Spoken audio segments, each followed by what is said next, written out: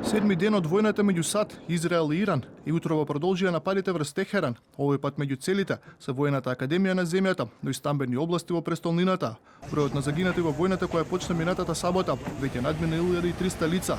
Покрај нападите врз Иран, израелската армија ги ракетираше и јужните предградија на Бејрут, а борбите продолжуваат и на југот на Либан. ИДФ започна широкбрана напади врз инфраструктурата на иранскиот терористички режим во Техеран.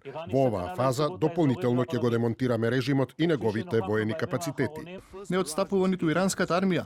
По последниот бран ракетни напади врз Израел и заливските земји, погода на аеродромот Бен Гурион во Тел Авив, цел на иранските ракети се американски воени бази и дипломатски представништва на САД во регионот. Истовремено и Хезболах ги засили нападите врз израелската армија на југот на Либан. Нема победници во оваа војна. Нашата победа е што можеме да се спротивставиме на нелегалните цели и досега го сторивме тоа. Тие не успеа да ги постигнат своите цели, а ние успеавме да им се спротивставиме и да се спротивставиме, како што тврдат, на најмоќната армија во светот, заедно со Израел. И покрај пораките од Техеран дека нема преговори, американскиот претседател Доналд Трамп тврди дека Иран се обидува да постигне договор со САД, но како што вели, малку е доцна за тоа. Порача дека американската и израелската армија ќе продолжат со нападите, се додека не се исполнат главните цели.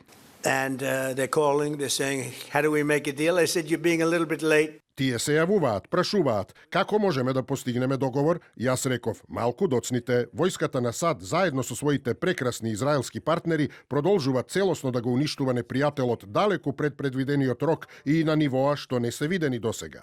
Според проценките на УНИЦЕФ, за 7 дена откако почна војната на Блискиот Исток, најмалку 200 деца се убиени. Децата не започнуваат војни, но плаќаат неприфатливо висока цена. Воената ескалација низ Блискиот Исток веќе има разорно влијание врз децата. Состојбата не е стабилна ниту во околните држави. Неколку градови во Пакистан, вклучувајќи и престолнината Исламабад, се подготвуваат за протести. Пакистанската полиција ги предупреди жителите да не се доближуваат до црвената зона во градот, каде се сместени владени објекти и дипломатски представништва. Минатата недела, еден ден по почетокот на нападите на САД и Израел врз Иран, најмалку 23 лица загинаа за време на протестите низ Пакистан. Од нив, 10 беа убиени, кога група демонстранти се обидоа да влезат во американскиот конзулат во Карачи.